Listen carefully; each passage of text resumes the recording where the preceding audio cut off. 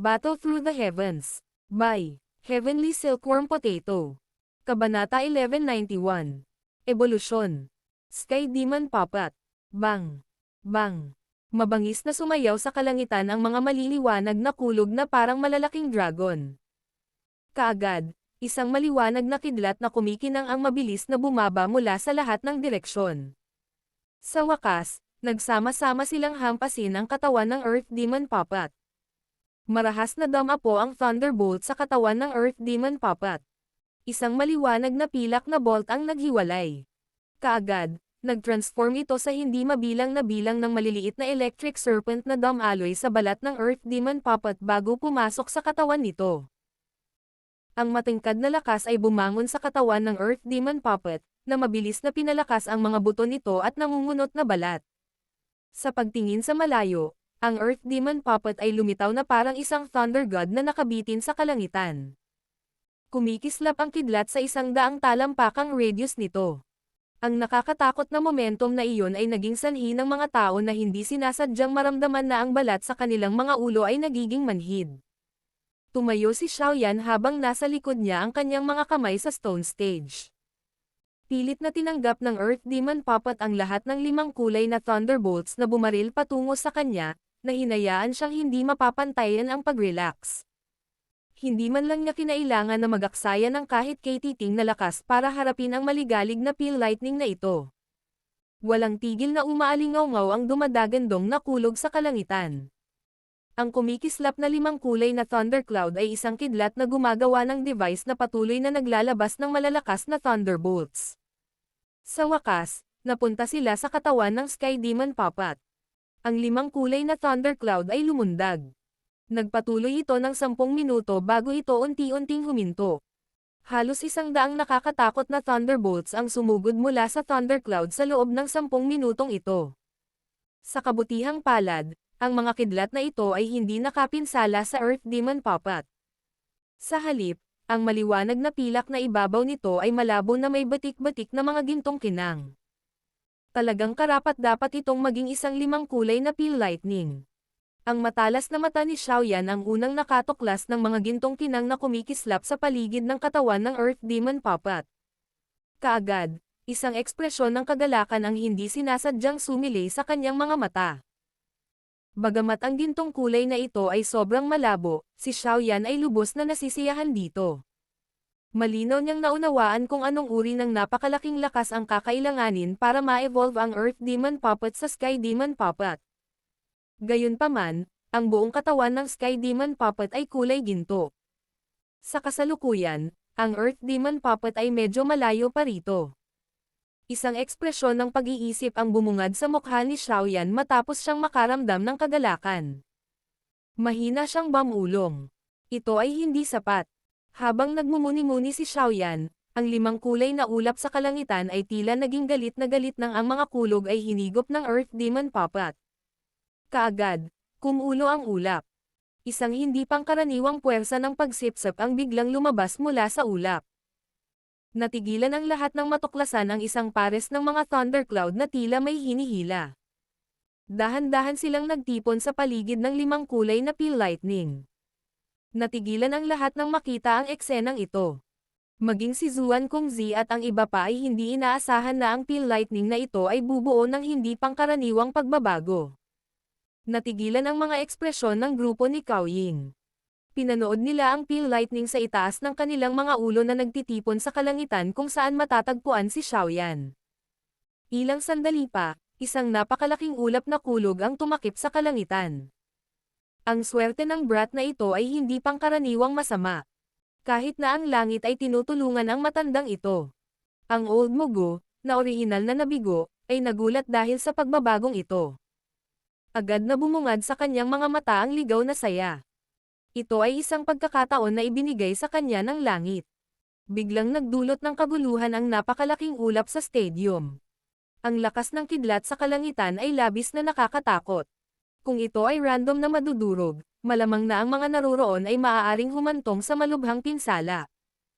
Ang peel lightning ay nag-akit sa isa't isa at nagtitipon sa parehong lugar. Ito ay maaaring umakyat muli. Dapat ba tayong makialam? Sa ganoong sitwasyon, hindi magiging labis para sa atin na makialam. Bahagyang nagtaas ng kilay si Zuan Kongzi habang pinagmamasdan ang hindi pangkaraniwang pangyayari sa kalangitan. Sa wakas ay tinanong niya ang mga tao sa paligid niya. Medyo nag-aalala siya na baka may aksidenteng mangyari kay Xiaoyan sa ganitong sitwasyon. Maghintay muna tayo ng kaunti. Mukhang hindi nag-aalala ang batang ito. Umiling ang magandang babae habang mahinang sumagot. Ang mga mata ng grupo ni Zuan Kongzi ay napalingon kay Xiaoyan sa stone platform nang marinig ang kanyang mga salita. Nakita nga nila siya na nakataas ang ulo, nakatingin sa makapal na ulap sa kalangitan. Hindi lang walang pag-aalala ang mukha niya, parang nasa sabik pa siya. Ito. Maging si Zuan Kongzi ay napalaki ang kanyang bibig nang makita ang eksenang ito. Agad naman siyang umiling sabay ngiti ng mapait. Tila talagang minamaliit niya si Xiaoyan. Ang enerhiya sa paligid ng plaza ay naging hindi pangkaraniwang marahas sa pagtitipon ng kulog na ulap. Ang isang nakakatakot na dumadagandong ay maaaring kumalat sa kalangitan, na nagiging sanhi ng Daoqi sa loob ng katawan ng isang tao na tila medyo matamlay sa sandaling ito. Bang bang bang. Sa wakas ay pinakawalan ng thundercloud ang nakakatakot na mapanirang lakas nito sa lalong madaling panahon pagkatapos na ito ay pinagsama-sama. Matangkad na kulog ang bumagsak mula sa malaking ulap sa lahat ng direksyon. Ang kanilang mga direksyon ay biglang nagbago habang sila ay lumipad sa himpapawid, at lahat sila ay nakaturo sa Earth Demon Puppet sa kalangitan. Klang! Maraming thunderbolts na puno ng nakakatakot na lakas ang bumuhos sa Earth Demon Puppet na parang bagyo. Kaagad, isang malinaw na metal na tunog ang umalangaw-ngaw sa ibabaw ng stadium. Bang!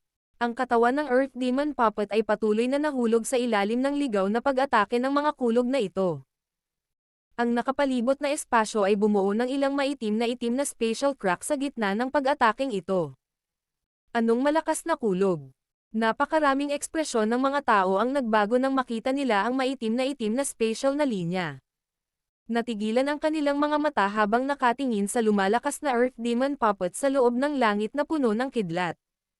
Bagamat hindi nila naramdaman ang aura ng Earth Demon Puppet, masasabi ng sino mang may matalas na mata na lumalakas ang Earth Demon Puppet sa gitna ng mga kulog na bumubuhos mula sa langit.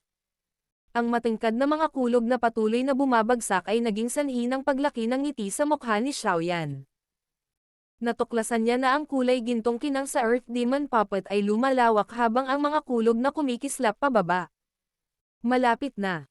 Marahang dinilaan ni Xiaoyan ang kanyang mga labi. Ang kanyang maitim na mga mata ay puno ng pag-asa.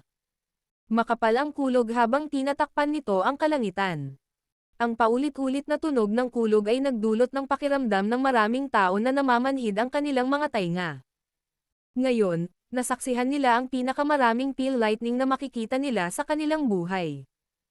Higit pa rito, ang bagay na talagang nagpatahimik sa iba ay ang napakagandang peel lightning ay hindi nakayanan ang isang maliit na pupe, na nagdulot sa kanila ng pagdududa sa lakas ng peel lightning na ito. Siyempre, ang ganitong uri ng pagdududa ay mabilis na nawala nang makita ang madilim na itim na espasyo na bumukas sa paligid ng Earth Demon Puppet. Ang peel lightning na nabuo ay walang alinlangan na isang nakakatakot na bagay. Ang pag-ulan ay nagpatuloy sa halos kalahating oras. Matapos ang kalahating oras na ito, ang maliwanag na kidlat sa kalangitan ay mabangis na winasak ang lahat sa paligid nila. Siyempre, ang mga mata at tenga ng mga naruroon ay nawasak din. Pagkatapos ng kalahating oras ng pagbibinyag ng peel lightning, ang orihinal na matangkad na pilak na katawan ng Earth Demon Puppet ay kalahating nagbago sa isang kumikinang na gintong kulay. Bang bang! Ipinagpatuloy ng peel lightning ang pagsira nito kahit na hindi ito nasisiyahan. Sa kalaunan, kusa nitong binitawan ang butong ito na mahirap nguyain. Ang enerhiya na nag-iiba sa loob ng layer ng ulap ay dahan-dahang namutla. Pagkatapos nito, dahan-daang nagkalat ang makapal na ulap sa harap ng hindi mabilang na bilang ng mga tingin sa ibaba. Nang tuluyang umatras ang nakakatakot na peel lightning na ito, pinanood ni Xiaoyan ang natitirang piraso ng pilak na kasing laki ng palad sa katawan ng Earth Demon Puppet ay biglang nagbago sa isang gintong kulay. Habang ang Earth Demon Puppet ay nagbago sa gintong kulay, malabo na nararamdaman ni Xiaoyan ang loob ng Earth Demon Puppet na sumasailalim sa isang napakalaking pagbabago. Kasunod ng pagkalat ng thundercloud, ang kulay gintong Earth Demon Puppet ay tumalon din sa kanyang mga paa. Pagkatapos nito, nasira ang espasyo, at isang chi na tunog ang lumitaw sa harap ni Xiaoyan. Pagkatapos nito, ang Pepe ay tumayo sa kanyang tabi na parang ang pinakatapat na gwardya. Malapit na ba itong magtagumpay? Nag-init ang mga mata ni Xiaoyan habang nakatitig sa Earth Demon Puppet na nasa harapan niya. Marahang idiniin ng kanyang kamay ang kulay gintong balat nito. Kakaiba, kahit kay titing na pakiramdam ng katigasan ay hindi nananatili. Sa halip, lumambat pa ito. Napataas ang kilay ni Xiaoyan nang maramdaman ang pagbabagong ito. Pinitik niya ang kanyang daliri at isang jade green na apoy ang naipon sa hugis ng isang punyal sa dulo ng kanyang daliri. Pagkatapos nito, marahas nitong pinutol ang kulay gintong balat ng Earth Demon Puppet. Nang ang apoy ay naging dagger, si Xiaoyan ay natigilan ng matuklasan ang isang malabong puting peklat sa balat nito. Bukod dito, ang puting peklat na ito ay automatikong nawala. Nakakatakot na depensa. Si Xiaoyan ay hindi sinasadyang makalanghap ng malamig na hangin nang makita niya ito. Nag-aapoy ang kanyang mga mata habang nakatitig sa Earth Demon Puppet. Gayunpaman, ang pagtawag dito na Sky Demon Puppet ay malamang na mas angkop ngayon. Pagkatapos ng napakaraming taon ng pag-aayos, ang puppet na itinayo ni Xiaoyan ay sa wakas ay umunlad sa pinakamataas na antas. Gamit ang Sky Demon Puppet, si Xiaoyan ay magkakaroon ng isa pang life-preserving trump card. Malumanay na ngumiti si Xiaoyan habang tinatapik ng kanyang daliri ang braso ng Sky Demon Puppet. Napangiti siya. Ang mga pagbabalik ng Peel Gathering na ito ay higit pa sa kanyang inaasahan. Nang mawala ang makapal na ulap sa kalangitan, muling nagkalat ang isang mainit na liwanag. Tinakpan nito ang stadium na nasalanta ng Peel Lightning. Ang temperaturang ito ay nagdulot ng napakaraming tao na makaramdam ng kakaibang pakiramdam ng born again. Matapos maaliw sa sandaling maligo sa sikat ng araw, ang mga ulo ng lahat ng tao sa stadium ay biglang umindayog sa mataas na entablado kung saan matatagpuan ang grupo ni Zuan Kongzi.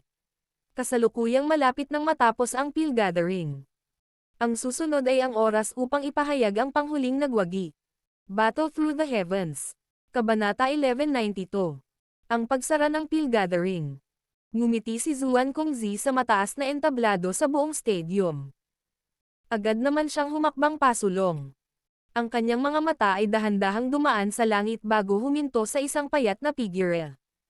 Ang matandang ako ay hindi dapat magsabi ng anumang hindi kinakailangang salita sa sandaling ito. Ang Peel Lightning ay nagkalat.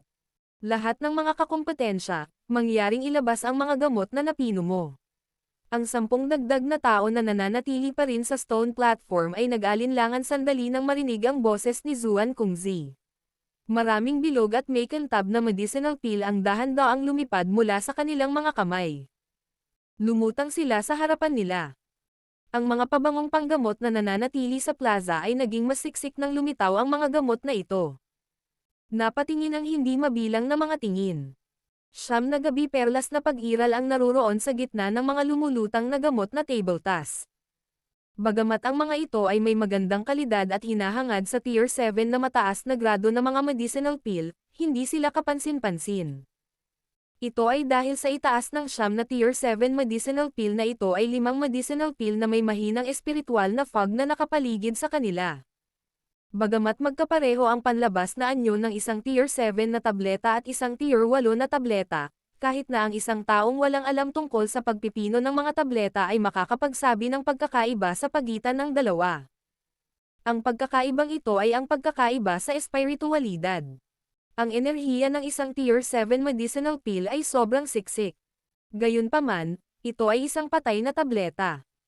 Sa kabilang banda, ang isang Tier 8 medicinal pill ay nagtataglay ng sarili nitong espiritualidad.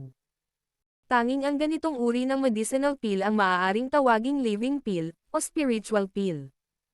Kakalabas lang ng 5 Tier 8 walong medicinal pill nang subukang pataasin ang distansya sa isa't isa. Ang mga medicinal pill ni Cao Ying at Dan Chen ay ang may pinakamahinang espiritualidad sa 5 medicinal pill na ito. Isang mahinang espiritual na hamog ang nananatili sa paligid ng kanilang mga gamot na panggamot, at ang hamog ay malabo na natipon sa isang imahe ng fox at kuneho. Ang isang Tier 8 medicinal pill ay nagtataglay na ng ilang espiritualidad. Ang pahayag na ito ay totoo mula sa hitsura nito dahil ang tableta ay nakabuo ng isang hugis. Hindi mabilang na bilang ng mga mausisa na titig ang tumingin sa 5 Tier 8 na mga tabletang panggamot sa hangin. Ang kakaibang eksenang ito ay nasaksihan ng napakaraming tao sa unang pagkakataon. Ang Tier 8 medicinal pill ay talagang pambihira. Hindi kalayuan sa tabi ng medicinal pill ni Cao Ying at Dan Chen ay may 3 mas malalaking medicinal pill. Kabilang sa mga ito, ang medicinal pill ng matandang demonyong si Qing Hua ay nagkaroon ng hugis ng oso. Gayunpaman, hindi ito nagtataglay ng anumang pakikipaglaban sa mga kaisipan. Binabantayan lang nito ang teritoryo nito dahil alam nitong hindi nito kakayanin ang 2 pang mabangis na pag-iral. Habang napapaligiran ng 4 na iba pang Tier 8 medicinal pill, ang medicinal pill ng Old Mugo, na nagdulot ng 4 na kulay na pill lightning, ay napuno ng espiritual na aura. Nakabuo ito ng mabangis na hugis tigre na paulit-ulit na umuungal sa bone-growing blood-fusing pill ni Xiaoyan. Lumilitaw na labis na hindi nasisiyahan na inagaw ng kabilang partido ang prestihiyo na nararapat na pag-aari nito. Bago tumunog ang dagandong ng tigre, mabilis na lumitaw ang isang siksik na espiritual na aura sa paligid ng bone-growing blood-fusing pill. Kaagad, nag-transform ito sa isang maliit na kalahating metrong dragon. Itinaas nito ang kanyang buntot at marahas na hinampas ito sa hugis tigre na medicinal pill ng Old Mugo. Ang Pildores ng matandang Mugo ay pinalo hanggang sa ito ay naglabas ng malungkot na ungol. Pagkatapos nito, malungkot itong lumipad ng malayo. Matapos sumailalim sa binyag ng 5 kulay na pill lightning, ang bone-growing blood-fusing pill ay hindi isang bagay na kayang harapin ng grade 4 na gamot na ito. Kasunod ng mga anyo ng mga gamot na ito, maraming liwanag ang biglang lumabas sa kanila. Sila ay nireranggo tulad ng isang gintong pagoda. Sa tuktok ng gintong pagoda ay isang maliit na dragon na puno ng espiritualidad. Nagpakawala ito ng mahabang dagandong sa langit. Ang maliwanag na liwanag nito ay parang isang araw na sumabog. Sa sandaling ito, malinaw na naiintindihan ng lahat kung anong uri ng dalisay, nakakatakot na enerhiya ang nasa loob ng maliit na tabletang panggamot na ito. Mula sa mataas na entablado, tiningnan ni Zuan kung Zi ang hindi mapaglabanan ng mga medicinal pill na pinigilan ng bone-growing blood-fusing pill. Hindi niya sinasadyang ngumiti. Kaagad, sumigaw siya sa malakas na boses, ang espiritualidad ay pinarangalan sa mga medicinal pill. Sa kasalukuyan, ang pinakapinarangalan na medicinal pill ng pill gathering na ito ay isinilang. Ang may-ari nito. Ang huling kampyon ng pill gathering na ito. Ang kampyon ay, si Xiaoyan. Nang marinig ang maikli at makapangyarihang salita ni Zuan Kongzi, hindi mabilang na mga tingin ang agad na bumaling sa stone stage sa pare-parehong paraan. Makalipas ang ilang sandali, isang nakakabinging saya ang umalangaw-ngaw sa buong kalangitan sa paraang nakakayanan ng lupa.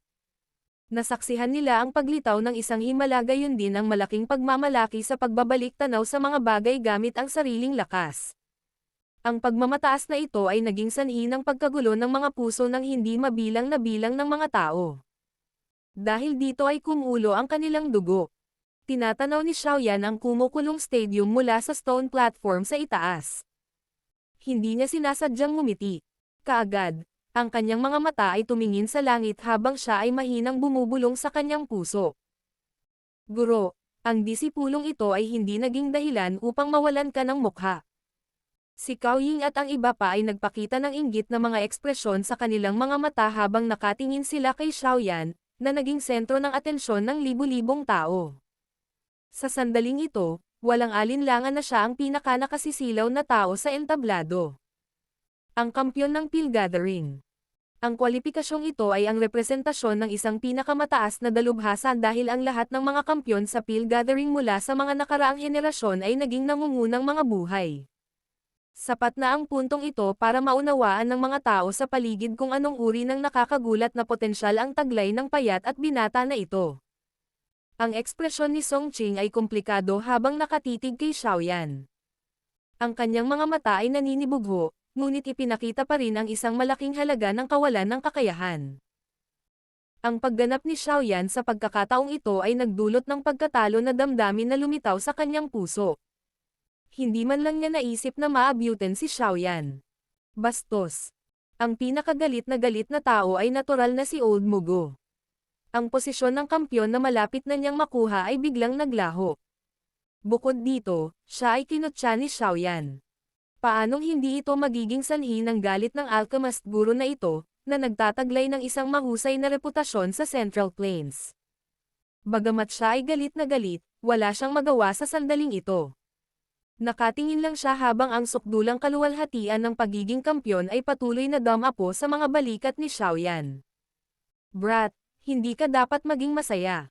Ang matandang ito ay sumusumpa na haharapin kita ng personal. Medyo namumula ang mata ng Old Mugo. Ang kanyang mga salita ay tumpak na ipinadala sa mga tainga ni Xiaoyan sa pamamagitan ng paggamit ng Daoqi. Bahagyang napangiti si Xiaoyan nang marinig ang kanyang pagbabanta. Sinulyapan niya ang Sky Demon Puppet sa tabi niya at sumili ang matinding lamig sa kanyang mga mata. Ang kanyang puso ay napuno na ng isang pagpatay na layunin para sa Old Mugo na mahirap lutasin. Kapag natapos na ang usapin ng 3,000 Burning Flame, tiyak na ipapaalam niya sa matandang ito kung sino ang kanyang haharapin. Sa kasalukuyan, ang Earth Demon Puppet ay naging Sky Demon Puppet. Idinagdag ito sa Little Fairy Doctor at Tian Wo Zunje, may 3 piling daw zun sa tabi niya. Hindi magiging mahirap na tapusin ang Old Mugo sa ganitong uri ng nakakatakot na lineup. Ang nakakaantig at kumukulong palakpak na ito ay nagpatuloy ng halos 12 minuto bago ito dahan-dahang nawala. Xiaoyan, naging kampyon ka na ng Peel Gathering. Sa hinaharap, magiging potensyal ka ring kandidato para sa 3 dakilang pinuno ng Peel Tower. Ngumiti si Zuan Kongzi at tumingin kay Xiaoyan sa stone platform habang dahan-dahan siyang nagsasalita. Hindi mabilang na bilang ng mga naiinggit at naiinggit na mga mata ang bumungad kay Xiaoyan nang tumunog ang mga salitang ito mula kay Zuan Kongzi. Isang potensyal na kahalili para sa hinaharap na 3 dakilang pinuno ng Peel Tower. Nangangahulugan ang titulong ito na si Xiaoyan ay may potensyal na maging isang mahusay na pinuno ng Peel Tower sa hinaharap. Ang posisyon na ito ay talagang nakatayo sa tuktok ng kontinente ng Daoqi. Lahat ng naroroon ay malinaw na alam kung anong uri ng awtoridad mayroon ang mga dakilang pinuno ng Peel Tower. Sila ang mga espiritual na pinuno sa puso ng hindi mabilang na bilang ng mga alchemist sa buong kontinente. Ang Peel Tower ay hindi pa talaga nakipagdigma sa sinuman. Gayunpaman, walang sinuman sa kontinente ang nag-alinlangan sa nakakatakot na lakas na taglay ng sinaunang pangkat na ito. Bahagyang tumango si Xiaoyan sa harap ng mga nakakainggit na titig na iyon.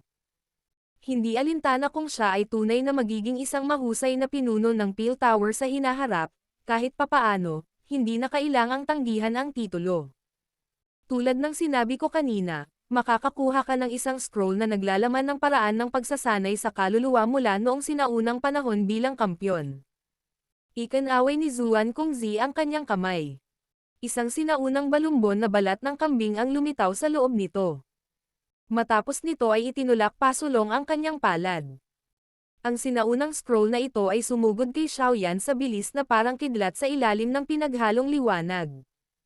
Isang masayang ekspresyon ang bumungad sa mukha ni Xiaoyan nang marinig ang kanyang mga salita. Siya ay umabant sa 8 baitang. Kung gusto niyang umakyat ng mas mataas, kakailanganin niya ng soul training method. Ang salitang formula na nakuha niya mula sa Spirit Nourishment Powder ay masyadong maikli kahit na ito ay paminsan-minsan ay kapaki-pakinabang. Gayunpaman, imposible nitong tulungan siyang umasenso muli. Sa makatuwid, ang tinatawag na paraan ng pagsasanay sa kaluluwa mula noong sinaunang panahon ay napakahalaga sa kanya. Kinulat ni Xiaoyan ang kanyang kamay at tumpak na hinawakan ang kumpol ng liwanag. Naglaho ang ningning at nagsiwalat ng isang sinaunang balumbon ng balat ng kambing. May kakaibang pakiramdam na umuusad sa kanyang puso nang ang kanyang kamay ay nadikit sa balat ng kambing. Ito ay talagang isang magandang bagay. Tahimik na pinuri ni Xiaoyan sa kanyang puso nang maramdaman niya ang kakaibang pakiramdam na ito. Agad naman siyang tumawa. Sa bagay na ito, mabilis niyang mapapatatag ang kanyang kaluluwa. Bagamat medyo curious si Xiaoyan tungkol sa paraan ng pagsasanay sa kaluluwa, ang sandaling ito ay hindi ang oras upang tingnan ito. Pinisil niya ang kanyang kamay at inilagay ito sa kanyang storage ring sa harap ng maraming nagninangas na mainit na mga mata. Pagkatapos nito, lumingon siya kay Zuan Kongzi at pinagsalikop ang kanyang mga kamay bilang pasasalamat. Napangiti si Zuan Kongzi habang tinitingnan ang nasisiyahang ekspresyon sa mukha ni Xiaoyan. Nang dahan-daang bumaba ang palakpakan na umalangaw-ngaw sa kalangitan sa kanya sinabi. Ang kampyon ay lumitaw.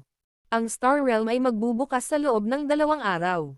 Sa oras na iyon, ang nangungunang 10 ng Peel Gathering na ito ay magkakaroon ng pagkakataon na makapasok dito at masupol ang 3,000 Burning Flame. Ang mga salita ni Zuan Kongzi ay narinig pa lamang ng si Xiaoyan, na medyo kumalma, ay nakaramdam ng hindi mapigil ang pag-usad ng pananabik. Ang dahilan kung bakit siya naglagay ng labis na pagsisikap ay para sa 3,000 Burning Flame. Sa lalong madaling panahon, ang maalamat, hindi namamatay na apoy na ito sa wakas ay maaaring makuha. Siyempre, hindi lang si Xiaoyan ang nasasabik sa sandaling ito, ang mga mata ng iba, kasama si Old Mugi, ay halos nag-init din. Maliwanag, ang 3,000 Burning Flame ay isang kaakit-akit na bagay sa kanila. Nang makita ang nasasabik na mga ekspresyon sa mga mukha ng mga taong ito, alam ng lahat na natapos na ang engranding Peel Gathering. Gayunpaman, ang mga kompetisyon ay hindi pa natatapos. Ang target ng pakikibakang ito sa pagkakataong ito ay hindi ang maging kampyon ng Peel Gathering. Sa halip, ito ay para sa maalamat, hindi namamatay na apoy, ang 3,000 Burning Flame.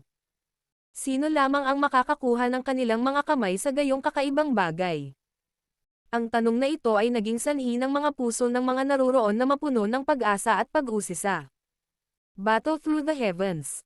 Kabanata 1193. Zuan Yi, Tian Lazy. Pagkatapos ng isang buwan ng umuusok na kapaligiran, ang malawak at walang katapusang dagat ng mga tao sa paligid ng stadium ay unti-unting nagkalat kasabay ng pagtatapos ng Peel Gathering. Kahit na nagkalat ang mga tao, nasasabik pa rin ang kapaligiran ng lungsod. Ang intensity ng Peel Gathering na ito ay higit na lumampas sa inaasahan ng lahat. Ang pagkilos na iyon ng pag-ikot ay naging sanhi ng pagkulo ng dugo sa init sa pamamagitan lamang ng pag-iisip tungkol dito. Tahimik na sinakop ng gabi ang hindi pangkaraniwang buhay na lungsod sa gitna ng ingay na ito. Ang mahusay na ilaw na lungsod ay nakatayong sentinel sa walang katapusang daloy ng mga tao sa mga lansangan. Ang paksa sa bibig ng lahat ay may kaugnayan sa Peel Gathering. Karamihan sa mga pag-uusap ay natural tungkol sa binata na tinatawag na Xiaoyan, ang kampyon ng Peel Gathering na ito at ang gumawa ng milagro. Ang pangalang ito, na tila hindi pamilyar sa nakaraan, ay nakatatak sa isipan ng lahat. Bukod dito, naunawaan din nilang lahat na ang pangalang ito ay aalingaw-ngaw sa buong Central Plains sa lalong madaling panahon. Sa oras na iyon, siya ang magiging pinaka-nakasisilaw na binata sa buong rehiyon ng Central Plains. Habang napanatili ng buong lungsod ang masiglang estado nito, ang maraming kakompetensya ay tila babagsak pagkatapos ng isang buwan ng pagpipino ng mga tableta, kaya't sila ay nakalulungkot na tumakas sa kanilang sariling mga tirahan. Pagkatapos nito, sila ay natulog na parang mga patay na aso. Si Xiaoyan ay kasama sa mga taong ito. Ang isang Tier 8 medicinal pill ay hindi kasing daling pinuhin gaya ng naisip niya. Bukod dito, dahil sa pilit niyang pinataas ang espiritualidad ng medicinal pill, naubos na ni Xiaoyan ang lahat ng kanyang spiritual strength. Ang kanyang pagkahapo ay medyo nakakatakot, kaya naman, agad siyang bumalik sa kanyang silid pagkatapos ng Peel Gathering. Ipinikit niya ang kanyang mga mata at tinakpan ng gabi ang lahat. Ang Little Fairy Doctor at ang iba ay malinaw na naunawaan kung gaano kapagod si Xiaoyan. Kaya naman, walang nang istorbo sa kanya. Pinahintulutan nila siyang tahimik na matulog hanggat kailangan niya. Sa oras na nagising si Xiaoyan mula sa kanyang pagtulog, ang langit ay natakpan na ng gabi. Malabo pa nga niyang naririnig ang mga pag-uusap na puno ng tawanan at pananabik sa labas. Para sa kaligtasan, ang tirahan ng grupo ni Xiaoyan ay inilipat mula sa Ye Manor patungo sa Peel Tower. Kaya, mapipigilan nila ang mga tao mula sa Hall of Souls na palihim na gumawa ng anumang mga pakana. Umupo si Xiaoyan mula sa kanyang kama. Naghilamos siya ng kaunti bago mabilis na lumabas ng kwarto. Bago siya nagpahinga, natanggap niya ang paalala ni Zuan Kongzi na magtungo pagkatapos magpahinga. Creak. Itinulak ni Xiaoyan ang pinto ng kanyang silid na bumukas, at nakita ko ang napakaraming tao na nakaupo sa malaking bulwagan sa labas. Ang Little Fairy Doctor, Tian Wu Zunzi, Yezong, at ang iba pa ay naruroon. Sa wakas ay nagising ka na. Ang mga tao mula sa Peel Tower ay dumating upang madaliin kami ng maraming beses, ngunit pinigilan ko silang lahat. Ang Little Fairy Doctor ay hindi sinasadyang ngumiti at nagpaalam kay Xiaoyan sa magiliw na paraan pagkatapos makita siyang lumabas. Oo, ngumiti si Xiaoyan at tumango. Sabi niya, maglalakbay muna ako. Mag-ingat kayong lahat. Hindi nagtagal si Xiaoyan matapos sabihin ito.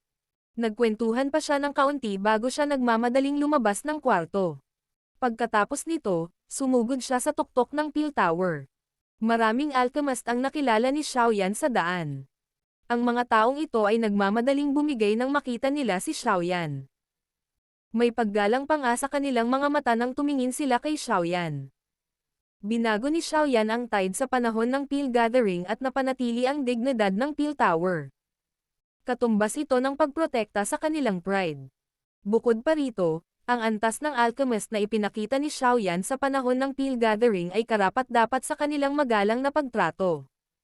Bagamat si Xiaoyan ay karapat-dapat sa kanilang pagtrato, si Xiaoyan ay nakaramdam ng kaunting sakit nang makatanggap siya ng maraming magalang na mga tingin saan man siya pumunta. Kapag tinatrato ng ibang tao ang isa ng may paggalang, kailangan ng isa na, kahit papaano, ay bumalik ng isang ngiti.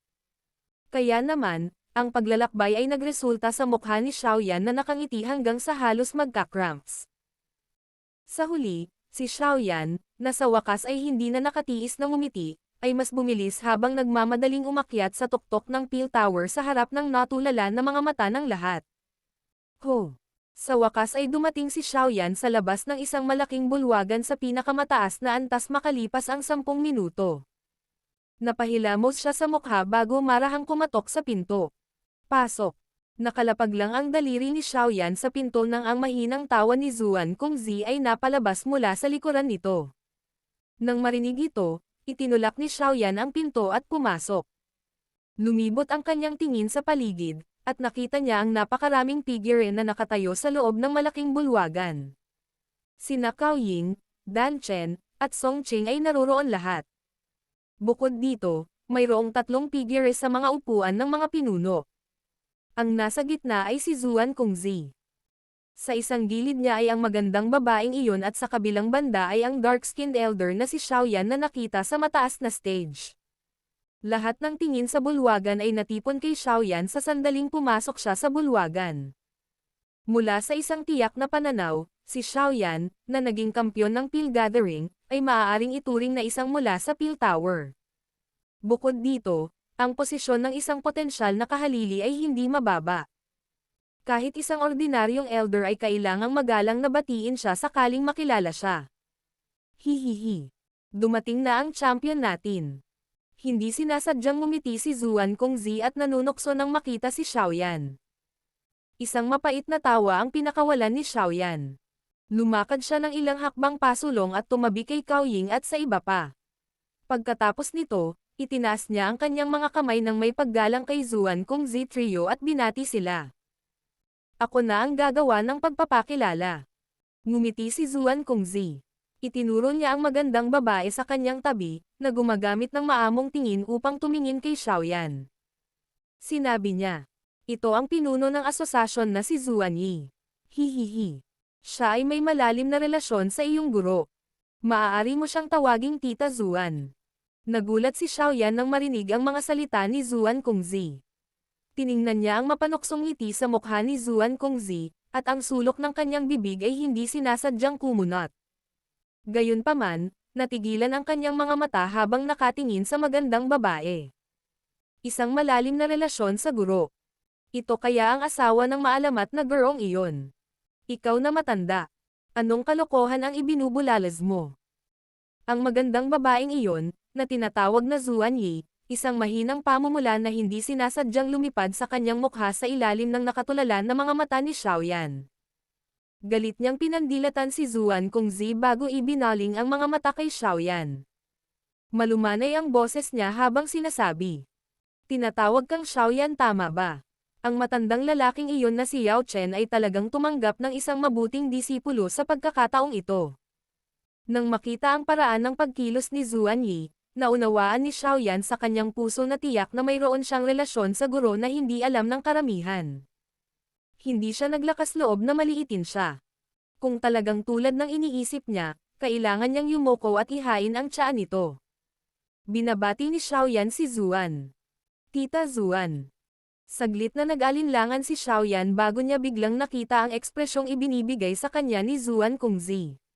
Ang kanyang mga salita ay nagmamadaling nagbago, at binago niya ang anyo ng address. Nagulat ang pinuno ng asosasyon na si Zuan Yi nang marinig ang paraan ng pakikipag-usap ni Xiaoyan. Mabilis na bumungad sa mukha niya ang bahagyang pamumula. Ang dating tingin niya kay Xiaoyan ay naging mas malumanay. Para bang tinitingnan niya ang sarili niyang nakababatang henerasyon. Tahimik na bamulong si Xiaoyan ng swerte sa kanyang puso nang makita niya ang kanyang mga mata.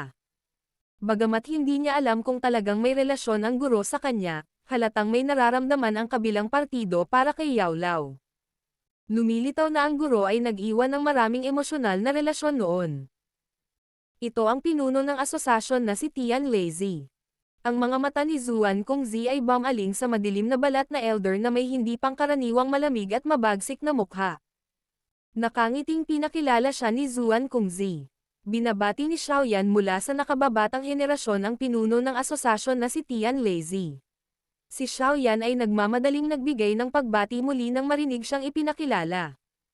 Ang tatlong ito ay peak existences sa kontinente. Laging tama na maging mas magalang. Oo, kailangan talaga naming magpasalamat sa Peel Gathering na ito. Ang malamig at mabagsik na mukha ni Tian Lazy ay naging bahagyang maamo din nang humarap kay Xiaoyan. Gayunpaman, ang kanyang boses ay tila mababa at malalim, na nagbibigay sa isa ng hindi pangkaraniwang presyon ng pakiramdam. Hahaha. Hindi na kailangang matakot. Ang matandang ito ay ganito sa buong buhay niya. Tumawa si Zuan Kongzi sa tabi niya. Tumanggaw si Xiaoyan. Ang isang master ay dapat magkaroon ng kilos ng isang master. Dahil lahat ay nagtipon, babalik ako sa pangunahing paksa. Ang ekspresyon ni Zuan Kongzi ay naging mas seryoso nang ilabas ang paksa ng isang mahalagang bagay. Dahan-dahan niyang sinabi. Ang rehiyon ng bituin ay bubuksan kinabukasan. Papasok kayong lahat dito at susubukang supulan ang 3,000 Burning Flame. Ang Star Region ay isang espasyo na kaming tatlo ay nagsanib sanhi upang likhain. Bukod dito, nagdagdag kami ng ilang makapangyarihang seal at itinago ito sa loob ng mga bituin. Ang 3,000 Burning Flame ay natatakan din sa loob nito. Nakuha ni Xiaoyan ang kanyang atensyon nang marinig niya ang tungkol sa impormasyong may kaugnayan sa 3,000 Burning Flame. Nagmamadali siyang nakinig. Dahil sa matagal na selyo, ang 3,000 Burning Flame ay nakabuo ng matinding sama ng loob laban sa Peel Tower, lalo na sa aming tatlo. Kung ito ay makatakas sa selyo, tiyak na magtangkang maghayganti. Paliwanag ni Zuan Kongzi sa malalim na boses. Sa pagkakataong ito, ayos lang kung may makakasupol sa 3,000 Burning Flame. Gayunpaman, nag-aalala kami na may hindi kayang supulan ito at sa halip ay gugustuhin pang palayain ito para sirain ang Holy Peel City. Ang binabanggit ng pinuno ng asosasyon ng mga tao. Ang mga miyembro ba ay mula sa Hall of Souls? Ang mga mata ni Xiaoyan ay kumikislap habang siya ay mahinang nagtatanong. Oo. Dahan-daang ang tumanggaw si Zuan Kongzi. Isang siksik at malamig na ekspresyon ang bumungad sa kanyang mga mata habang sinabi niya. Ang mga bakas ng Old Mugo na iyon ay naglaho pagkatapos ng Peel Gathering. Kahit kaming tatlo ay hindi mahanap siya. Malinaw, siya ay natatakot na kami ay palihim na umaatake at makahanap ng gulo sa kanya. Kaya naman, sinadya niyang itago ang kanyang sarili. Ang relasyon ng Hall of Souls at ng Peel Tower natin ay palaging mahirap. Kung magkakaroon sila ng pagkakataon na bigyan tayo ng suntok, tiyak na hindi nila ito isusuko. At saka, dumating na si Old Mugo sa pagkakataong ito. Kaya, tiyak na mayroon silang plano. Ang 3,000 Burning Flame ay hindi rin dapat dumapo sa mga kamay ng Hall of Souls. Nag-aalala kami na balak nilang tahimik na tanggalin ang selyo ng 3,000 Burning Flame. Nagtaas din ng kilay si Zuan Yi at marahang idinagdag. Tiyak na dapat nating panatilihing 3 ang selyo ng Star Region kapag nabuksan ito. Kaya naman, hindi kami makakapasok dito. Ang dahilan kung bakit ipinatawag namin kayong lahat dito ay para subukan ninyong lahat na pigilan si Old Mogu pagkatapos ninyong makapasok sa Star Region. Kung may gagawin siyang hindi tama, dapat ninyong basagin agad ang butil na ito. Mabilis na darating ang mga eksperto mula sa Peel Tower. 4 na Jade Beads ang sumugod pagkatapos ng mga salita ni Zuan Kongzi. Pagkatapos nito, nanatili silang suspendido sa harap ng grupo ni Xiaoyan. Malumanay na tumango ang grupo ni Xiaoyan matapos matanggap ang Jade Bead. Sa hitsura nito, ang laban para sa 3,000 Burning Flame sa pagkakataong ito ay magiging mabangis. Hindi napakaraming tao ang maaaring makapasok sa Star Region sa anumang oras. Kung hindi, gigisingan nila ang natutulog na 3,000 Burning Flame. Sa makatuwid, kayong lahat ay kailangang umasa bilang mga frontline sa pagkakataong ito. Seryoso ang ekspresyon ni Zuan Kongzi habang nakatingin sa grupo ni Xiaoyan habang nagsasalita sa malalim na boses. Dahan-daang tumango si Xiaoyan. Kailangan niyang makuha ang 3,000 Burning Flame sa anumang halaga. Kung nais siyang pigilan ng Old Mogu, maaari lamang niya itong bigyan ng walang awa na paglaban. Battle Through the Heavens. Kabanata 1194. Dalawang babaeng magkalaban.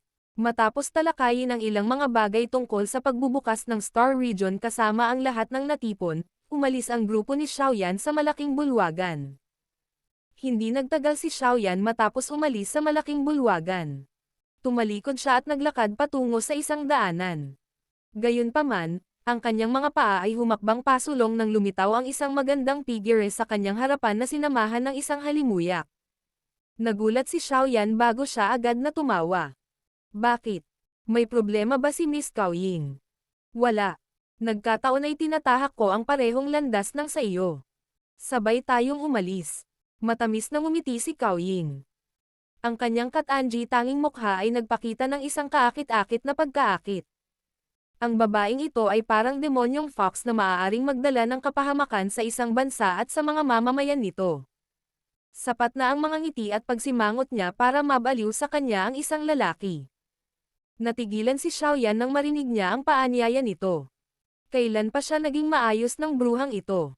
Noong nakaraan, time niyang hinihiling na makipag-away siya sa iba habang nakatayo siya sa tabi at nanonood ng palabas.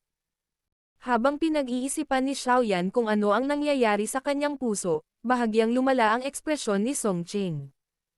Ang pagbabago ni Cao Ying ay nagdulot sa kanya ng pagkabalisa. Nagmamadali siyang lumapit at tumawa. Ying-er, si Brother Xiaoyan ay palaging maraming bagay na dapat harapin. Nagkataon, ang Star Region ay mabubuksan sa loob ng 2 araw.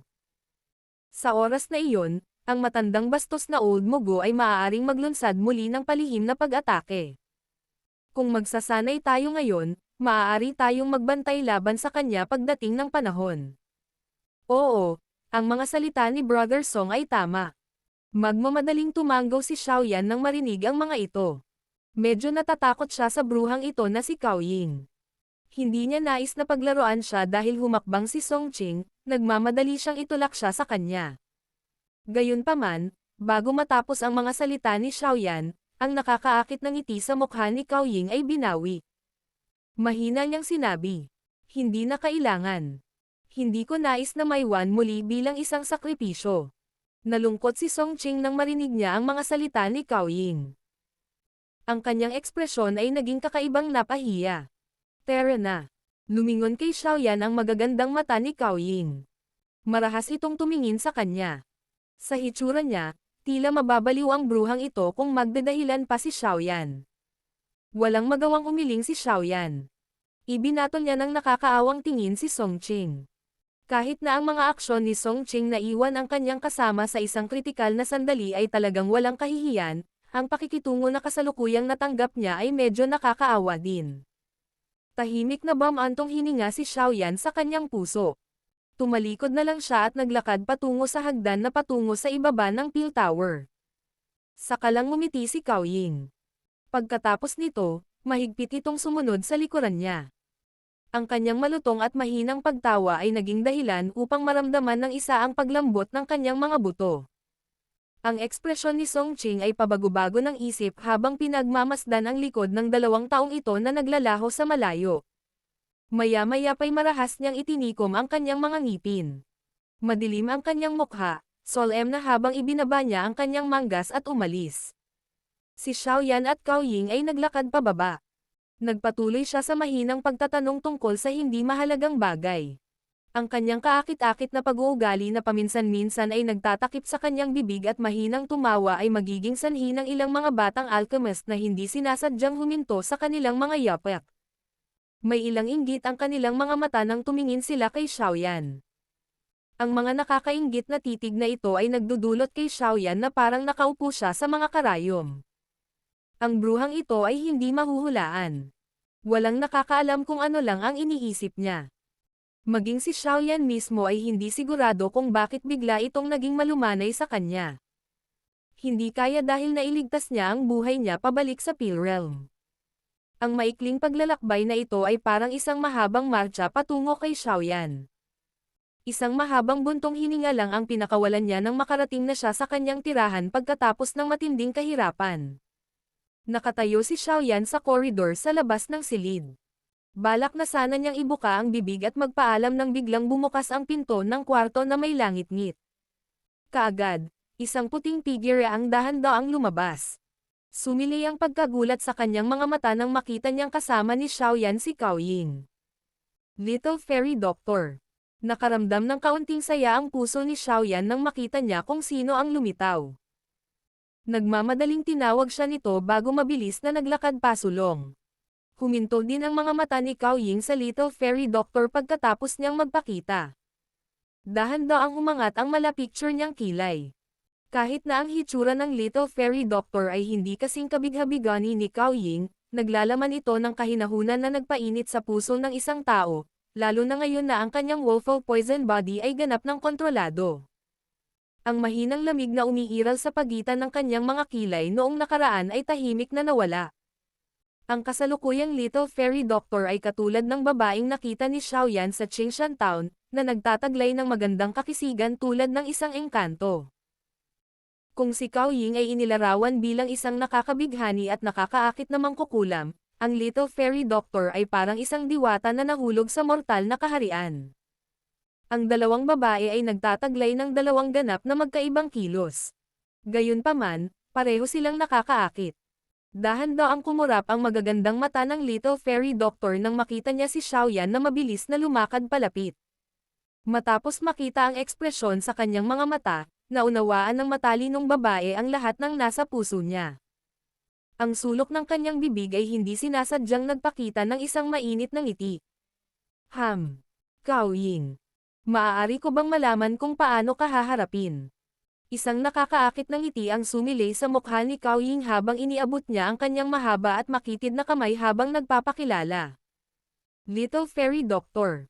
Ang Little Fairy Doctor ay marahang hinawakan ang kamay ni Cao Ying. Ang kanyang malumanay na tono ay hindi nagmamadali o naiinip. Sinundan ko si Xiaoyan pabalik. Hindi mo naman minamasama, di ba? Ngumiti si Cao Ying at binawi ang kanyang kamay. Ang kanyang magagandang mata ay sumulyap kay Xiaoyan, ngunit nagsalita siya na parang walang nangyari. Isang walang ginagawang pag-uusap sa pagitan ng magkakaibigan. Ano ang dapat isipin? Ang Little Fairy Doctor ay mahinang tumawa. Ang gilid ng kanyang mga mata ay hindi sinasadyang nagsiwalat ng isang malabong ngiti nang marinig niya ang pagtrato ni Cao Ying sa kanya bilang isang taong may relasyon kay Xiaoyan. Si Xiaoyan sa gilid ay hindi sinasadyang iminulat ang kanyang mga mata nang marinig niya ang kanilang mga tugon. Ang dalawang babaeng ito ay maaaring magmukhang magalang sa panlabas, ngunit ang kanilang mga salita ay tila hindi ganoon kalmado. May mga naghihintay pa sa kanya sa kwarto. Hindi na tayo magpapatuloy sa pag-uusap dito. Kung may oras si Miss Cao sa hinaharap, maaari kang pumunta ng mas madalas para maglaro. Isang mahinang ngiti ang isinagot ng Little Fairy Doctor. Gayunpaman, ang kanyang tono ay naglalaman ng intensyon na paalisan ang bisitang ito. Hindi nagbago ang ekspresyon ni Cao Ying nang marinig ang kanyang mga salita. Matamis siyang ngumiti at sinabing, "Talaga." Bahagyang napangiti ang Little Fairy Doctor nang marinig ang sagot niya. Iniabot niya ang kanyang kamay at ipinulupot ito sa braso ni Xiaoyan. Pagkatapos nito, hinailan niya ang medyo naninigas nitong katawan habang papasok sila sa silid. Ang ngiti sa mukha ni Cao Ying ay unti-unting binawi habang nakatitig sa pintong nakasara ng mahigpit. Isang mahinang ungol ang lumabas sa kanyang ilong pagkaraan ng ilang sandali. Marahan niyang kinuyam ang kanyang kamay at muling lumitaw sa kanyang mukha ang isang nakakabighaning arko. "Xiaoyan, hindi ka makakatakas sa mga kamay ko." Bago pa makapagsalita si Xiaoyan, mabilis na binawi ng Little Fairy Doctor ang kanyang kamay pagkapasok sa kwarto. Malabo na nakikita ni Xiaoyan ang isang pares ng matingkad na pulang tainga. Hindi niya sinasadyang tumawa. "Naglakas loob ka talagang tumawa. Ang ginagawa mo lang ay mangakit ng babae." Hindi sinasadyang pinarusahan siya ng Little Fairy Doctor dahil sa nahihiyang galit nang marinig niyang tumawa si Xiaoyan. "Gusto mong pamahalaan ang babaeng inaakit ko." Nakangiti si Xiaoyan habang naglalarong nanunukso. Bahagyang namula ang magandang mukha ng Little Fairy Doctor nang marinig ang kanyang panunukso. Nagmamadali siyang humanap ng dahilan at sumagot. "Hiniling sa akin ni Zhon'er na bantayan ka bago siya umalis." Hindi pinansin ni Xiaoyan ang palusot na binitawan niya sa kanyang bibig. Lalong naging mapaglaro ang ngiti sa kanyang mukha. "Hihihi. Xiaoyan, maglakas loob kang makipagkasundo kay Big Sister Little Fairy Doctor. Talagang isusumbong ko ito kay Big Sister Kailin. Noong umalis tayo noon, inutusan niya akong patayin ka kapag nakita kitang nakikipaglandi sa ibang babae." Isang magandang tawa ang biglang umalangaw sa buong silid habang si Xiaoyan ay lihim na nakangiti. Naging sanhi ito ng paglundag ni Xiaoyan mula sa pagkabigla. Nagmamadali siyang lumingon at nakita ang naka-purple na si Ziyan na nakaupo sa bintana. Ang kanyang mga binti ay umuugoy pabalik-balik. "Patayin mo ako." Idinilat ni Xiaoyan ang kanyang bibig at nakaramdam ng medyo hindi makapagsalita. Ang ganitong uri ng bagay ay isang bagay na pinasadya ni Kailin. "Ikaw babae, ngayon ay naging mailap ka na rin." Walang magawang umiling si Xiaoyan. Umupo siya sa isang upuan at agad na nagtanong. "Tama, nasaan si Xiongzhan? Hindi mo ba siya kasama?" Nakatira na siya sa labas ng Peel Tower. Ito ay hindi isang lugar na maaari niyang pasukin. Si Ziyan ay inindayog ang kanyang maputlang purple na nakapusod. Ang kanyang maliit na kamay ay iniabot at lumitaw sa harap ni Xiaoyan. Pagkatapos nito, inagaw niya ang tasa ng tsaa mula sa kamay ni Xiaoyan at nilagok ito. Noon lamang siya nagsabi sa isang matanda na paraan. "Naparito ako upang bigyan ka ng tulong." Si Xiaoyan at ang Little Fairy Doctor ay hindi sinasadyang tumawa nang marinig nila ang kanyang mga salita. "Ang cute talaga ng babaeng ito. Ano itong ugali mo?" Medyo hindi nasiyahan si Ziyan nang marinig ang kanilang pagtawa. Mahina siyang ngumuso. "Kung wala ang tulong ko, ginagarantiya ko na wala kang pagkakataong makuha ang 3,000 Burning Flame." Rattle. Ang tasang inihatid ni Xiaoyan sa gilid ng kanyang bibig ay biglang huminto. Ang kanyang mga mata ay mabilis na lumingon kay Ziyan. Mas naging seryoso ang ekspresyon niya habang nagtatanong. "Anong ibig mong sabihin? Napakadali mo bang supulan ang 3,000 Burning Flame? Kahit ang 3 dakilang ulo ng Peel Tower ay walang kakayahan. Balak mo bang supulan ito ng pilit?" Pinulot ni Ziyan ang kanyang maliit na bibig at sinabi. "Alam kong gusto ng Peel Tower na pumunta kayong lahat at subukan ang inyong swerte. Gayunpaman, ang 3,000 Burning Flame ay nagtataglay na ng sarili nitong katalinuhan. Hindi ito kasing daling supulan gaya ng Fallen Heart Flame sa Inner Academy. Ano ang nasa isip mo?" Si Xiaoyan ay naging mas libingan. Natural na alam niya na ang 3,000 Burning Flame ay malayo sa kung ano ang maihahambing sa Fallen Heart Flame. Gayunpaman, ang mga bagay ay dapat na mangyari kapag naisip niya ito. Gaano kaya kakulit ang bagay na naging dahilan ng pagseryoso ng trio ni Zuan Kongzi? Isang pagmamalaki ang bumalot sa maliit na mukha ni Ziyan nang makita niyang ibinaba ni Xiaoyan ang kanyang pride para magtanong. Tinapik niya ang kanyang maliit na dibdib at sinabing, "Masasabi ko ito sa iyo. Gayunpaman, dapat mong aipangako na dadalisayin ang isang sangkap na panggamot na nakukuha mo mula kay Xiongzhan araw-araw." Inikat ni Xiaoyan ang kanyang mga mata nang marinig ito. "Itong mata ko na munting. Sige, sige. Gagawin namin ang sinabi mo." Hihihi. Tumawa si Ziyan. Noon lamang siya tumayo ng may kasiyahan. Marahan niyang kinuyam ang kanyang maliit na kamay at lumitaw ang isang kulay lila na glow. Agad itong umiling-iling at nag-transform sa isang kalahating talampakan ang haba na purple na dragon sa harap ng mga mata ni Xiaoyan at ng Little Fairy Doctor. Ang mga mata ng purple dragon na ito ay mahigpit na nakapikit. Nagtagal ang kanyang katawan. Bagamat ito ay ilusyon lamang, malabo itong nagtataglay ng isang hindi pangkaraniwang nakakatakot na kapangyarihan ng dragon na bumabalot sa silid. Narinig kong binanggit ni Big Sister Little Fairy Doctor na minsan ka nang pumasok sa Star Region. Dapat ganito ang hitsura ng 3,000 burning flame na nakita mo, tama ba? Dahan-daang tumango si Xiaoyan. Ang purple dragon na ito ay isang kompletong miniature ng 3,000 burning flame, ngunit bakit malalaman ni Ziyan kung ano ang hitsura nito? Pwede bang? Mabilis na nagbago ang ekspresyon ni Xiaoyan nang maisip niya ang isang tiyak na posibilidad. Battle Through the Heavens. Kabanata 1195. Dragon Seal. Si Xiaoyan ay gumawa ng maraming hula tungkol sa aktwal na katawan ni Ziyan sa mga taong ito, at unti-unti niyang nalaman kung ano siya. Isang magical beast na tiningnan ang Heavenly Demon Phoenix bilang pagkain. Ano pa kaya ang ibang hayop maliban sa mahiwagang Ancient Void Dragons ng Magical Beast World? Bukod dito, ang Ancient Void Dragons ay dalubhasa sa pagtagos sa espasyo mismo. Ang mga supernatural na kapangyarihan na paminsan-minsan ay ipinapakita ni Ziyan ay nauugnay sa kalawakan. Mula sa paraan kung paano siya biglang pumasok sa Peel Realm at random na umalis dito, posibleng malabong sabihin ang pagkakakilanlan ng babaeng ito. Siya ay dapat na isang sinaunang Void Dragon. Kaunti lang ang narinig ni Xiaoyan tungkol sa misteryosong pag-iral na tinatawag na Ancient Void Dragon. Gayunpaman, hindi pa siya nakakita ng isa.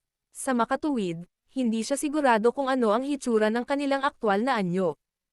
Gayunpaman, kasalukuyang ipinahihiwatig ni Ziyan na ang hugis ng 3,000 burning flame ay parang dragon. Hindi kaya. Ang 3,000 burning flame ay nauugnay sa sinaunang void dragon. Random na ikinalat ni Ziyan ang purple dragon sa kanyang kamay nang makita niya ang ekspresyon ng pagmumuni-muni ni Xiaoyan. Sinabi niya, "Ang this 3,000 burning dragon na ito ay napakaligaw at hindi makontrol. Kalimutan mo na ang tungkol sa iyo. Kahit na ang 3 dakilang ulo ng Peel Tower ay walang kakayahan na pilitin itong paamuhin. Bukod pa rito, ito ay nagtataglay na ng mataas na katalinuhan. Sa tingin mo ba ay handa itong paikop ng iba?" Natahimik si Xiaoyan. Hanggat ang 3,000 burning flame ay talagang nagtataglay ng katalinuhan, tiyak na hindi nito papayagan ang iba na basta-basta na sumipsip nito o kontrolin ito sa kalooban. Gayunpaman, kung ito ay ayaw, ang tanging landas na natitira ay puwersa. Gayunpaman, itong 3,000 burning flame ay tinawag na walang kamatayang apoy. Imposibleng ganap na sirain ito. Kung talagang sasabak sila sa all-out fight, malamang na kahit ang grupo ni Zuan Kung Zi ay makaka-atras lang. Kung sasabihin ito ng isang tao, hindi ba isang biro ang pagsupil sa 3,000 burning flame? Tanong ni Xiaoyan na nakakunot ang noo. Hihihi.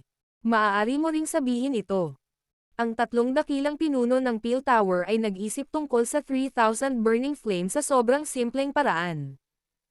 Ang ginagawa lang nila ay umaasa na may sapat na pagpapala upang matugunan ang mga mata ng 3,000 burning flames. Chi, ang kabilang partido ay nagtataglay ng katalinuhan. Tanga lang ang susunod sa iyo. Papayag ka ba na payagan ang iba? Kinulong ni Ziyan ang kanyang maliit na bibig at nagtanong. Bahagyang tumango si Xiaoyan. Maaaring hindi kasiya siya sa pandinig ang mga salita ni Ziyan, ngunit iyon ang katotohanan. Tila ang pagsupil sa 3,000 nag-aapoy na apoy ay hindi magiging kasing simple ng kanyang naisip. Pagkatapos mag-isip ng ilang sandali, biglang ibinaling ni Xiaoyan ang kanyang mga mata kay Ziyan at nagtanong. Dahil nasangkot ka sa bagay na ito, sa palagay ko dapat ay nakaisip ka ng isang uri ng solusyon, tama ba? Hihihi. Buong pagmamalaking ipinakita ni Ziyan ang kanyang dalawang cute na maliliit na mata. Pagkatapos nito, umiling siya at sinabing, alam mo ba kung bakit ang 3,000 burning flame na ito ay naging anyo ng aking angkan? Hindi. Tapat na umiling si Xiaoyan. Nagulat siya at hindi alam kung bakit pipiliin ng 3,000 na nag-aapoy ang form na ito. Ito ay dahil ang 3,000 burning flame ay pinalaki ng aking angkan. Nagulat si Ziyan sa malambot na boses ni Xiaoyan hanggang sa ang kanyang tasa ng tsaa ay nagbuga ng klang na tunog nang lumapag ito sa lupa bago nagkapira-piraso. Anong sabi mo? Biglang lumingon si Xiaoyan kay Ziyan at hindi makapaniwalang nagtanong. Ito ang ilang impormasyon na nalaman ko pagkatapos kong bumalik sa aking angkan sa pagkakataong ito. Alam kong napunta ako sa Central Plains para sa bagay na ito. Kaya naman binigyan ko ito ng pansin at nakuha ko ang impormasyong ito. Ikinalat ni Ziyan ang kanyang mga kamay at sinabing, isang napakatagal na panahon ang nakalipas ng ang 3,000 burning flame ay malamang na nasa anyo ng sanggol, mayroong isang ninuno sa aking angkan na nakatuklas nito. Gayunpaman, ang 3,000 burning flame noong panahong iyon ay masyadong mahina. Sa makatuwid, ang ninuno na iyon ay nag-iwan ng isang dragon seal sa loob ng katawan ng 3,000 burning flame. Ito ang dahilan kung bakit ang 3,000 burning flame ay lumago sa isang anyo na katulad ng sa aking angkan. Napuno ng pagkabigla ang mukha ni Xiaoyan.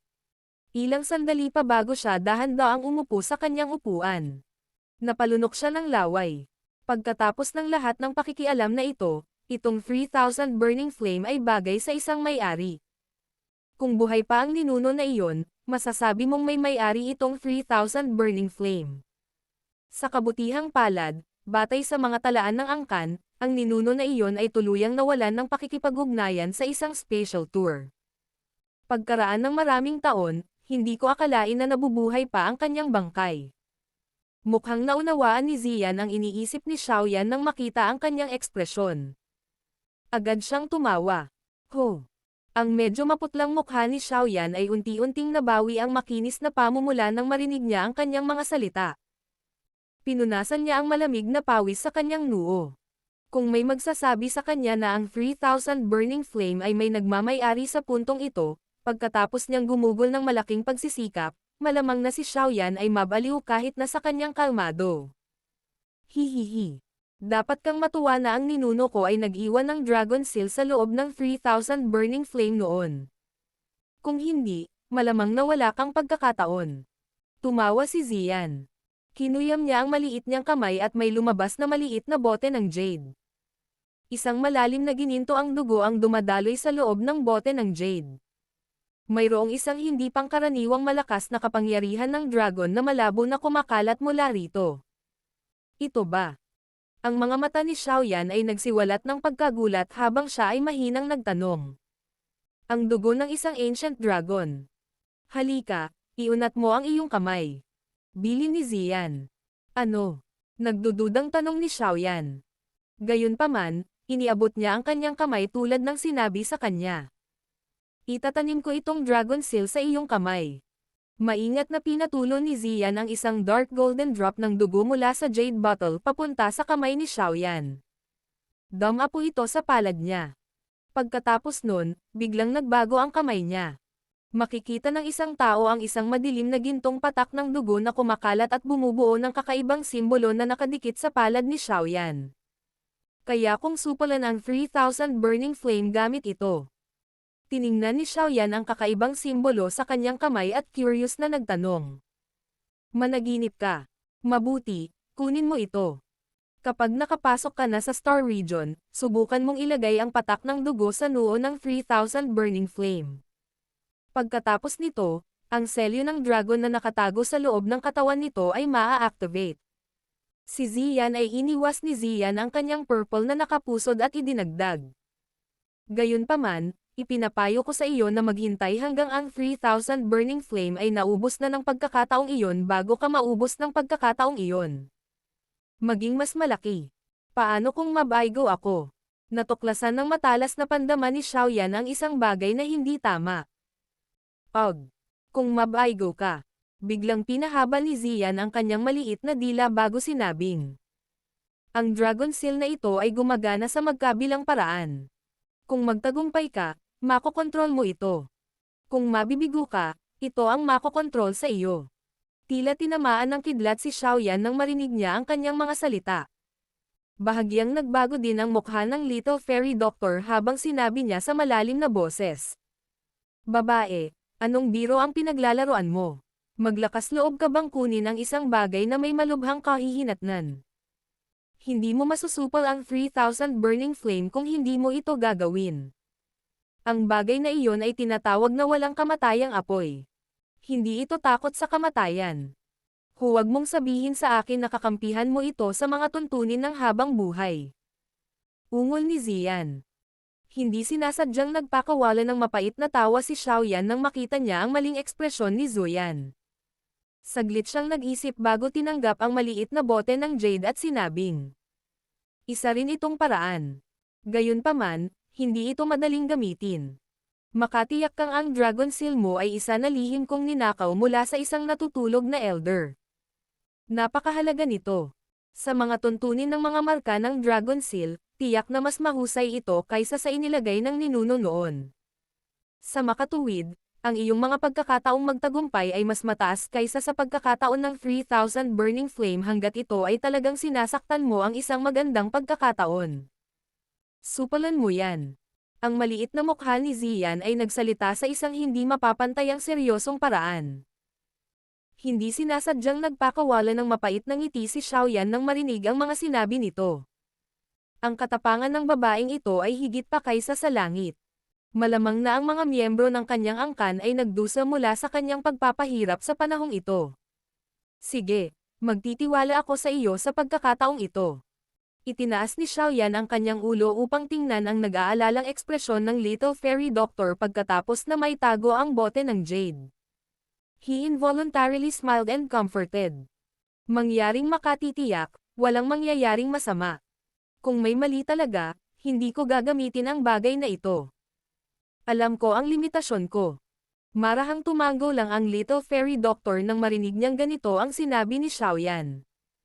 Pagkatapos noon, nanlilisik ang kanyang magagandang mata kay Ziyan. Isang awkward na ngiti ang lumitaw sa maliit na mukha ni Ziyan. Napangiti din si Xiaoyan nang hindi sinasadya nang makita niya ang awkward na ngiti ni Ziyan. Marahang hinaplos ng daliri niya ang storage ring niya. Gayunpaman, ang kanyang mga mata ay dumadaloy sa walang katapusang mabituing kalangitan sa pamamagitan ng bintana. Naglakbay si Xiaoyan ng napakalayo mula sa Black Corner region hanggang sa Central Plains para sa 3,000 burning flame. Matapos magtrabaho ng husto sa loob ng napakaraming taon, kailangan itong makuha ni Xiaoyan sa pagkakataong ito. 2 araw ang lumipas sa isang kisap mata habang naghihintay ang hindi mabilang na bilang ng mga tao. Nang ang sikat ng araw sa umaga ay nakakalat mula sa langit sa ikalawang araw, ang Holy Pill City, na medyo tahimik sa loob ng 2 araw, ay muling naging masigla. Hindi mabilang na bilang ng mga tao ang nagmamadali sa kinaroroonan ng Pill Tower. Ngayon, ang nangungunang 10 ng Pill Gathering ay papasok sa Star Region at susupilan ang 3,000 burning flame. Ang mga puso ng mga taong ito ay labis na nagtataka kung ang 3,000 burning flame na ito, na tinatakan ng Pill Tower sa loob ng maraming taon, ay masusupal. Ang labas ng Pill Tower ay sobrang ingay simula pa ng madaling araw. Napuno ng itim na masa ng mga tao ang bawat kalye. Unti-unting sumikat ang araw sa kalangitan. Noon lamang lumipad ang 3 figure mula sa tuktok ng Pill Tower. Pagkatapos nito, lumutang sila ng mataas sa langit. Dapat ihanda ng mga papasok ang Star Region. Si Zuan Kongzi ay nanatiling suspendido sa kalangitan. Tinanaw niya ang lugar sa ibaba mula sa taas. Isang mababa at malalim na boses ang umalangaw-ngaw sa lungsod. Swoosh swoosh swoosh. Ang mga salita ni Zuan Kongzi ay tumunog lamang ng maraming mga tao ang sumugod mula sa lahat ng direksyon. Agad silang huminto sa langit. Sa pagtingin sa kanila, ito ay ang mga taong nakapasok sa nangungunang sampung. Ang mga mata ni Zuan Kongzi at ng iba pang mga pinuno ng asosasyon ay dahan-dahang tumama sa 10 tao na ito. Sa wakas, ang kanilang mga mata ay nanlamig habang sila ay huminto sa malamig na ngiti ng Old Mugo. Ang mukha ng Old Mugo ay kumaibot sa mukha ng frosty focus ng trio ni Zuan Kongzi. Gayunpaman, hindi siya labis na natakot. Alam niya na si Zuan Kongzi ay hindi nang ahas na gumawa ng anuman sa kanya sa publiko. Nagpalitan ng tingin ang tatlo ni Zuan Kongzi matapos dahan-dahang iiwas ang kanilang mga mata. Nagsimulang magbago ang kanilang mga handsil sa paraang parang kidlat. Ang malalawak at makapangyarihang espiritual na alon ay kumalat mula sa katawan nilang tatlo. Kaagad, nakita ng lahat ang walang laman na kalangitan na biglang nag-iba. Pagkatapos nito, isang malabong pilak na spatial na pinto ang lumitaw sa harap ng mga mata ng lahat. Sasamahan kayong lahat ng First Elder sa Star Region sa paglalakbay na ito. Ipapaliwanag din niya sa inyo ng detalyado ang mga patakaran. Napatingin si Zuan Kongzi sa Silver Spatial Door. Biglang naging matalas at mabagsik ang kanyang mga mata. Ngayon, pumasok ka.